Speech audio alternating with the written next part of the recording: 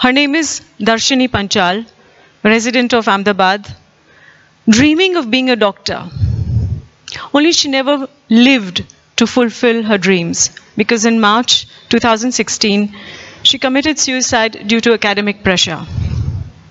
Every 90 minutes, there's a teenager in India who commits suicide.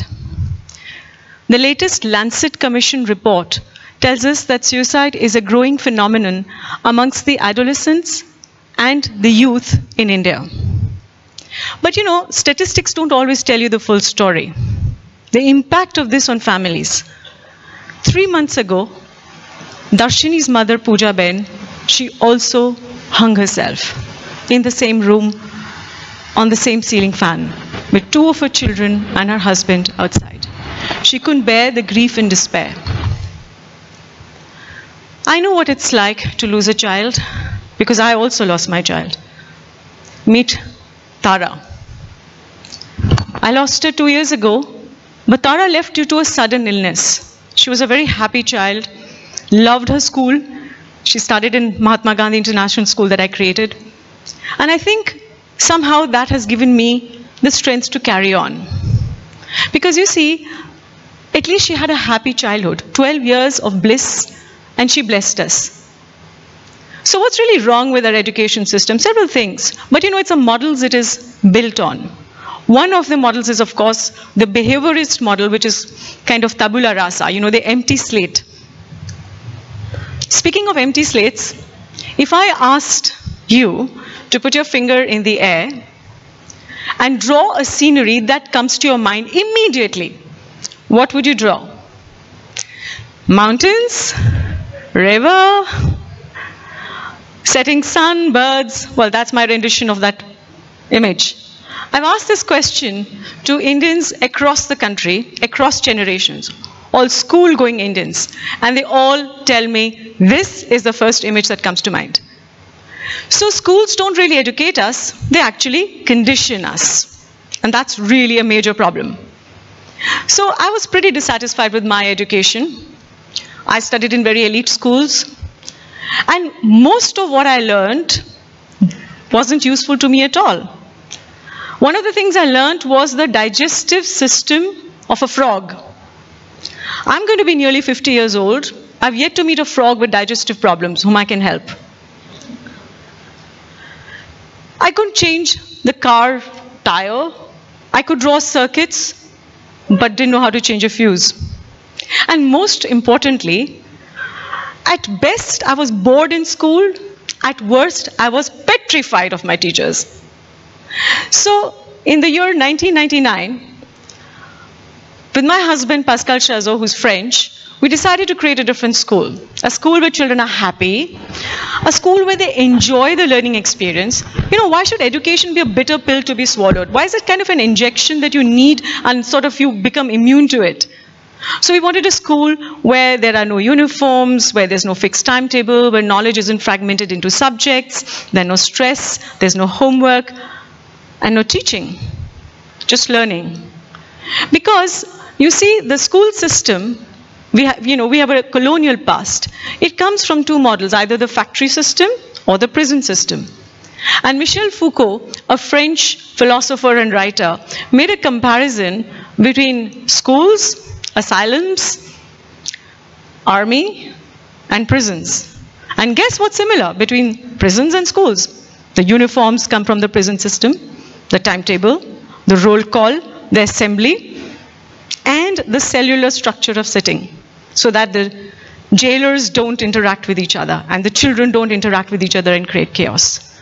And no wonder why children run out of schools when the bell rings. I'm talking about your traditional schools. So we decided to create a school where learning was fun. And with that, we created a public-private partnership model with the Ahmedabad Municipal Corporation. We wanted the poorest of the poor to study in an international school with the elite, because we wanted an education that is accessible to all sections of society. So we said different castes, different religions, different abilities, all children must study together. So, when you try to make a change, an experimental school, an international school, Well, everybody tells you, be the change. Nobody really tells you what's going to happen if you try to change something. And we were in for riots, blood signature campaigns, burning of buses, relay fasts, mobs that surrounded us and wanted to lynch us, public interest litigation in the High Court. It went up to the Supreme Court. And I was just 30 years old that time, and I was stunned. I didn't know what hit me. And every night I used to go to bed crying. I just didn't know what to do. But in the morning when I would wake up, I'd tell myself, in my life, I don't want to look back and think I didn't even try. Maybe I won't succeed in this project, because different sections of society were against this project for different reasons. Thanks to a lot of help from wonderful people, we succeeded in the project. So you can see a lot of police posted outside because of the riots-like situation. And the riots were spreading from city to city. So we really went past a very strong systemic change. And my husband, I remember, told me, you know, the fact that there's such a big reaction to this project makes me convinced that we are on the right path. So later on, of course, we got the building. It is an old municipal school building in the heart of the city of Ahmedabad. You can see what it was in 1998 and what it became later. That's also the before and after of the toilets. And I think it's important to show that. What's the state of public school toilets in our country? There are a lot of parents who ask me, if you can't give admission to our children, which board do you recommend us to go to? And I tell them, I don't know about boards. Just go and check the toilets of the school. If the toilets are clean, there's a fair chance there's some good education. And the toilets are dirty, your children really deserve better. So, a lot of our children come from very poor sections of society, because diversity as a tool in the learning process was very important to us. What did we do really in our school? We created a 3-tier system: a research action center, a teacher training center, and a school of application. And the methodology that we developed was called generated resources learning, because we said there are enough resources around us always, and your biggest resource is your body. The body has been put into exile in education for very, very long. Finger on your lips, sit on the bench, don't ask questions, etc., etc. So we said, we use the body and we use the senses to learn. So here is an example of sex education module going on in our school. You can see these children who have written, they have created color sheets where they have colored the parts of the body where they feel comfortable if somebody touches them, and parts of the body where they don't like to be touched. They're playing lots of games. You know, the sense of touch is hardly ever used in education. We use the visual and the auditory because children sit and learn or listen to speeches or whatever. So here, lots of icebreaker activities. The sense of touch is encouraged a lot in our school. They become familiar with each other, friendly to each other. Here you can see them drawing outlines of their body, the silhouettes. Now this is important because when I was a kid and we were learning about the reproductive system, there was some sort of a alien-looking creature, kind of a half figure, without a nose and a mouth, with lots of squiggles inside. And I just didn't understand what was a digestive, what was a reproductive system, and what did it have to do with my body. So here when children are drawing silhouettes, this is their own silhouette, this is their body. They fill in the details, and that's how you bridge the gap between the subject, the learner, the self, and the object of learning. It's one and the same. Then, of course, they play lots of visual games. They do artwork. They are, exploring different things.